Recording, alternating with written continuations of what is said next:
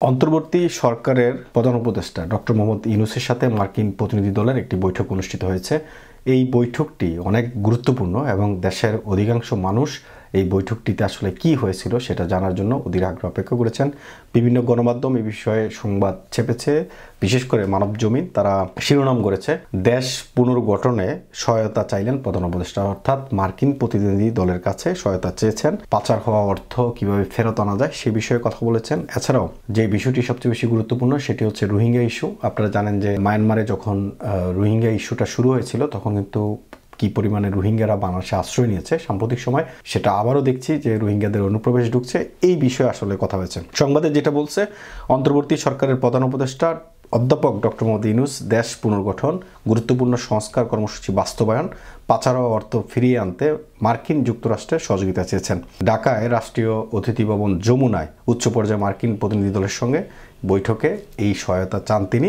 অন্তর্বর্তী সরকারের চ্যালেঞ্জ সমূহ উল্লেখ করে প্রধান উপদেষ্টা জানান তার সরকার দ্রুততার সঙ্গে অর্থনীতি পুনর্গঠন, সংস্কার এবং পুনরায় সচল করার পাশাপাশি আর্থিক খাতে সংস্কার এবং বিচার বিভাগ ও পুলিশের মতো প্রতিষ্ঠানগুলো কার্যকর করার উদ্যোগ নিয়েছে। তিনি বলেন, বর্তমান সময়টি আমাদের জন্য অত্যন্ত গুরুত্বপূর্ণ এবং আমাদের ইতিহাসের এক তাৎপর্যপূর্ণ মুহূর্ত। মার্কিন প্রতিনিধি দলের কাছে অন্তর্বর্তী সরকারের গৃহীত সংস্কারের রূপরেখা তুলে ধরে ডক্টর মোহাম্মদ ইউনূস বলেন, তার সরকার দায়িত্ব গ্রহণের মাত্র কয়েক সপ্তাহের মধ্যে ভোট কারচুপি প্রতিরোধে, নির্বাচন কমিশন সংস্কার, বিচার বিভাগ, পুলিশ, জনপ্রশাসন, দুর্নীতি দমন কমিশন ও সংবিধান সংশোধনের লক্ষ্যে 6টি কমিশন গঠন করেছে।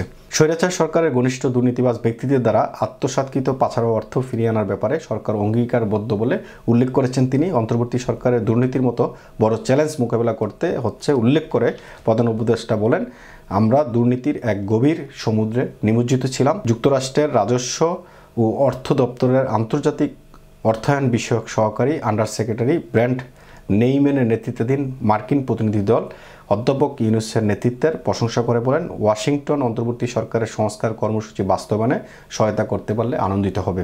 বৈঠকে মার্কিন কর্মকর্তারা জানান, ডক্টর মোহাম্মদ ইউনূসের বাস্তবায়িত সংস্কার কর্মসূচিতে তারা প্রযুক্তি ও আর্থিক সহায়তা দিতে প্রস্তুত। ঘণ্টাব্যাপী বৈঠকে আর্থিক খাতের সংস্কার, বিনিয়োগ, শ্রম পরিস্থিতি, রোহিঙ্গা সংকট এবং জাতিসংঘের সাধারণ অধিবেশনে যোগদান উপলক্ষে প্রধান উপদেষ্টার আসন্ন নিউ ইয়র্ক সফর নিয়ে আলোচনা হয়েছে। তো সুতরাং এই যে বৈঠকটা অত্যন্ত গুরুত্বপূর্ণ একটা বৈঠক ছিল, যে বৈঠকে দেশের রূপরেখা অনেকটাই স্পষ্ট চোখের সামনে চলে এসেছে।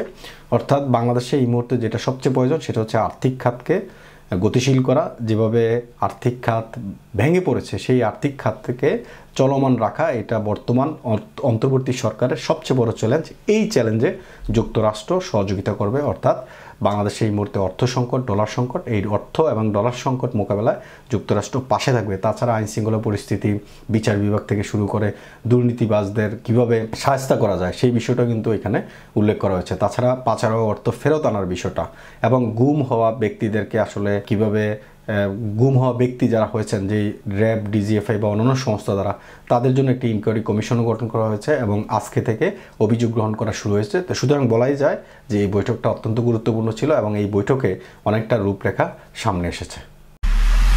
এমআইবি সংবাদ ও সংবাদ সংশ্লিষ্ট অনুষ্ঠান দেখতে ভিজিট করুন www.mibtelevision.tv ও facebook.com/mibtelevision.tv এবং সাবস্ক্রাইব করুন youtube.com/mibtelevision এ। এমআইবি টেলিভিশন, সত্য খবর, সঠিক খবর।